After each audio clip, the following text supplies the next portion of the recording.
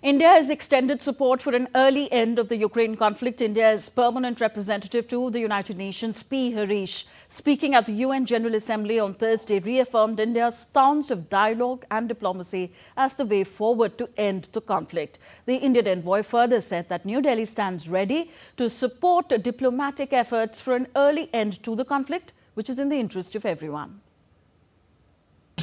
India continues to remain concerned over the situation in Ukraine.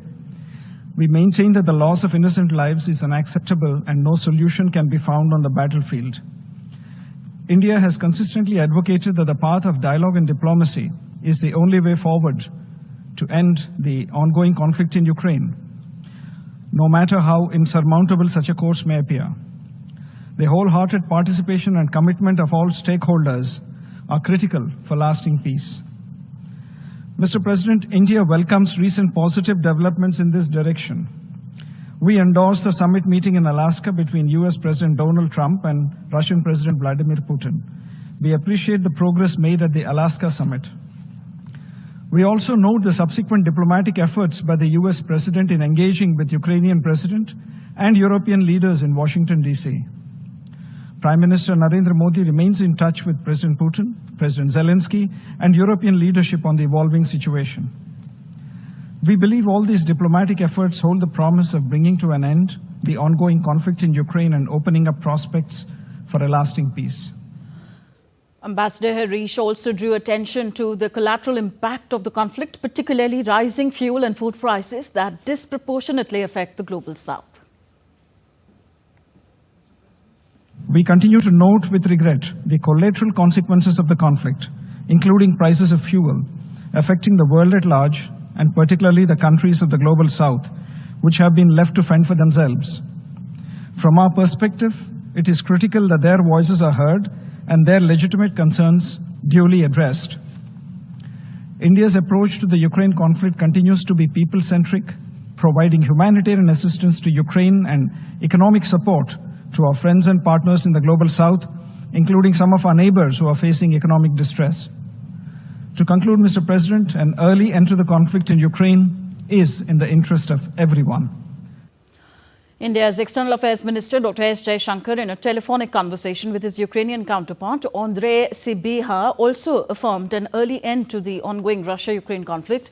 The two leaders discussed bilateral cooperation as well as the Ukraine conflict. Dr. Jaishankar also told his Ukrainian counterpart that India supports an early end to the 2.5-year-old conflict and the establishment of an enduring peace.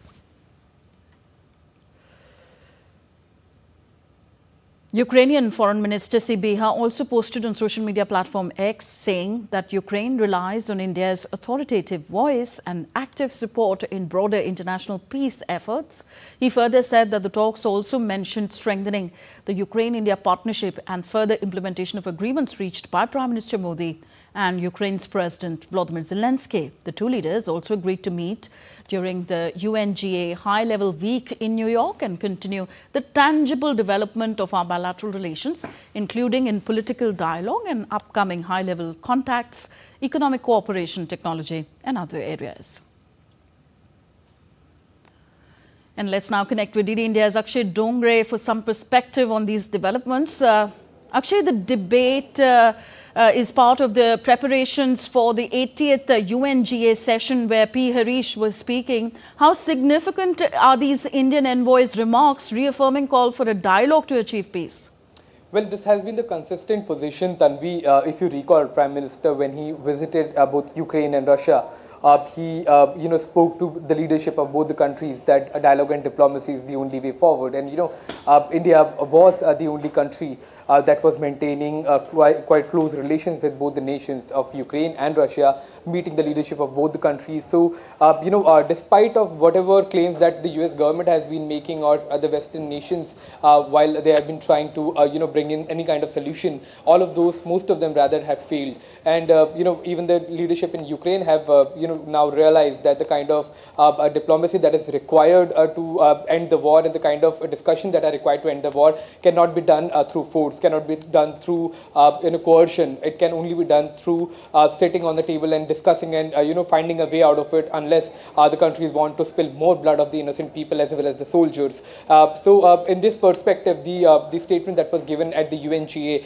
by the Indian envoy is quite in the same line as the message of Prime Minister Modi about the resolution of these kind of conflicts. So it's quite significant at this point in time when even Ukrainian side has more assertively started to point out the flaws that have been there as far as West's way out of this conflict is concerned. Their own strategy has been flawed, and that perhaps is the reason why even the Ukrainian side, that is one of the major party, in fact one of the main party in this conflict, is asking for India to find a solution, and is in fact looking at India to come in the process of dialogue and diplomacy as well, till certain extent to find an end to the conflict. So it's quite significant, and especially at the UNGA, it's a message not only to Russia and Ukraine but to the rest of the world that India, a major force in the world, will always remain with peace and will always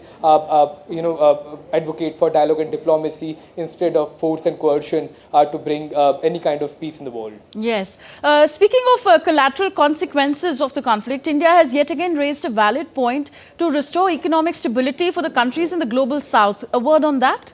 Well, absolutely. In fact, as soon as the conflict started, Ukraine was considered a major exporter of wheat. Now, this wheat used to go to African nation. It used to go to other countries as well. The countries that did not have, proper land for growing large scale of these crops were buying from Ukraine. Countries were buying these kind of material from Russia as well. But since the war started, we saw how these, supply chains were disrupted completely. They were rather diverted to the soldiers that were fighting on the front lines. Many of the supplies were also destroyed during the conflict, and much of it is still unaccounted for. That one of the party that is often overlooked as far as the conflict is concerned is the global south, especially the countries in the North Africa that were quite reliant on the grains coming in from Ukraine. Several of the countries that were getting their share of fossil fuels from countries such as Russia, they're also suffering because of the high prices that are going on right now in the global markets.